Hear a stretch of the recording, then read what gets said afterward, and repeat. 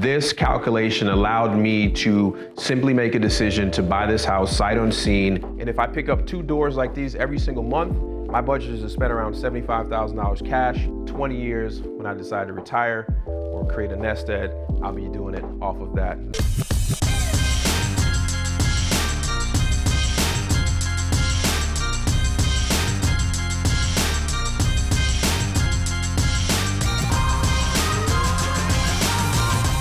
All right, guys, so what I'm gonna show you here very quickly is ROI, which means return on investment. Now, reason why this is important, this calculation allowed me to simply make a decision to buy this house sight unseen for a couple reasons. One, the ROI was good, and I'm gonna show you how to calculate ROI. Now, the reason why I picked this property, I'm gonna give you a few reasons. One is that the tenants had long-term tenants. That's a good sign already. I didn't have to go find tenants. Number 2 was that the tenants were actually satisfied with the way they were living. It wasn't many things, mainly cosmetics, because they've been in that property for 20 years. So you can imagine it's gonna have some cosmetic things that it needed. Some things are gonna be updated by myself, my team and myself.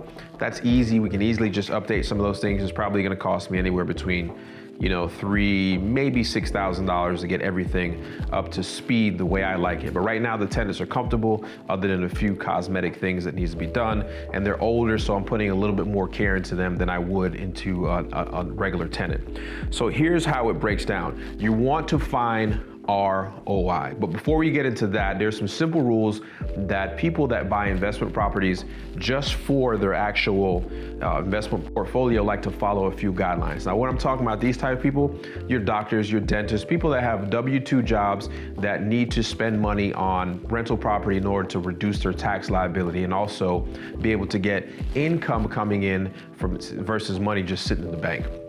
One rule that people like to talk about is the 1% rule. So simply all that means is the total all-in price needs, the rent needs to equal 1% of the total all-in price. For example, so if their all-in price on the property is 100 grand, that means that the rent needs to be a minimum of $1,000.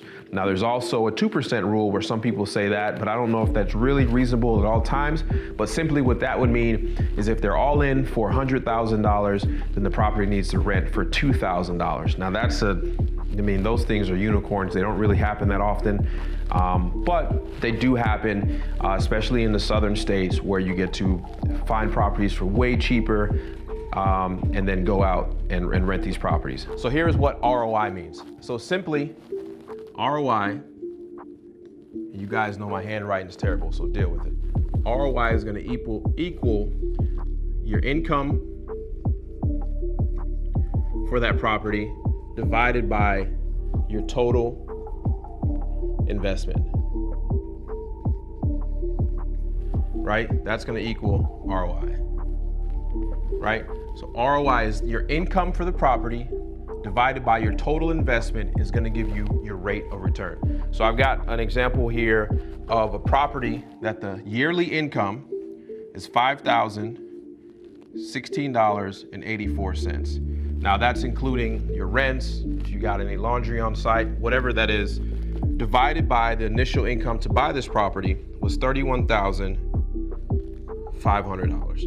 Now, total investment is gonna mean the purchase price, your closing cost, and any capital improvements you may make on the property initially. So you're all in total investment, set, done, ready to go. So on this property, that will equal 0.159, which simply you carry, that means the ROI is gonna be 15.9%. That's a great return on your investment. Very, very great return on your investment. But typically when I do a rental property, I'm looking at trying to carry this rental property for 20 years.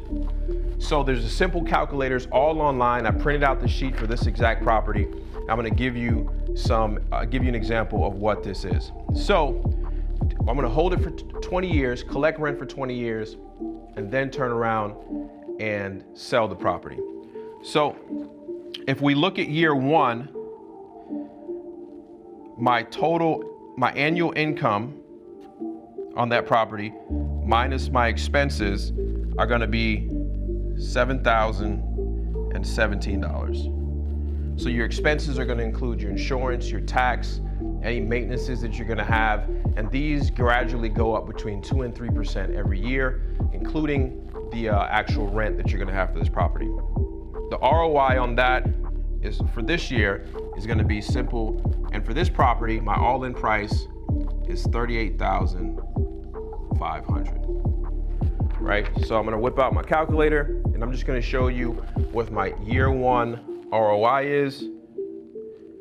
It's my $7,017 divided by 38,500.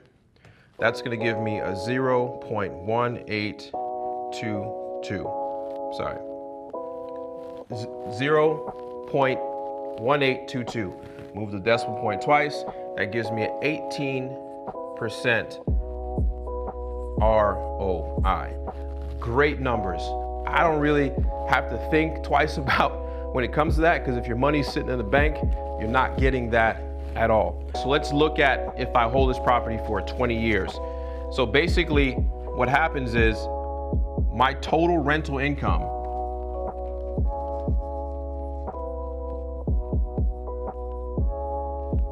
is going to be $207,742. So for 20 years, my total income is going to be $207,742 over a 20-year from initial $38,000 investment, right? So my total expenses for those 20 years are going to be $39,370.60, which leaves me a NOI, and NOI means net operating income. So that's the net of everything. That's going to equal $168,371 in rental income. Plus, I'll be able to turn around and sell this property for around $80,000 at the end of the 20 years. So I didn't do the calculation on that, but I'm sure you can do it.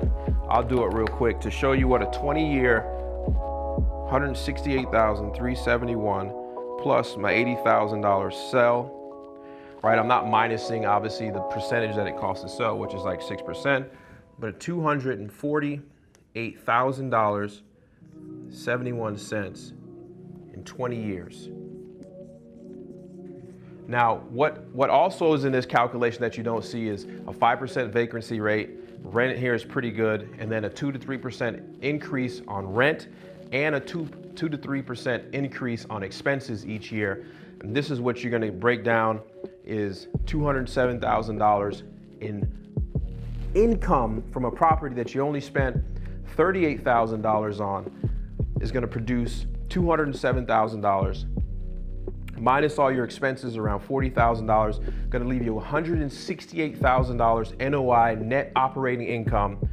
Plus, you're going to sell the property at the end of the 20 years if you want. So it's going to basically make you $250,000. So this $38,000 investment over 20 years can net you around $250,000. So one thing I didn't talk about is when you own rental property, you also get what they call depreciation. You get to depreciate this property on your tax return.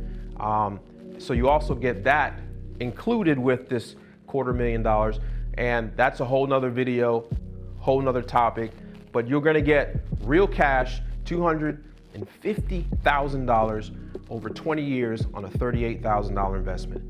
That is awesome. So if you add 10, 12, 5 of these a year to your portfolio, you can imagine this number is only gonna go up and up and up. So simply from a retirement plan's sake, you can simply retire off of this money in the next 20 years if you're able to go out and acquire a bunch of these and put them in your portfolio. So this is why you need a business plan when you're wholesaling.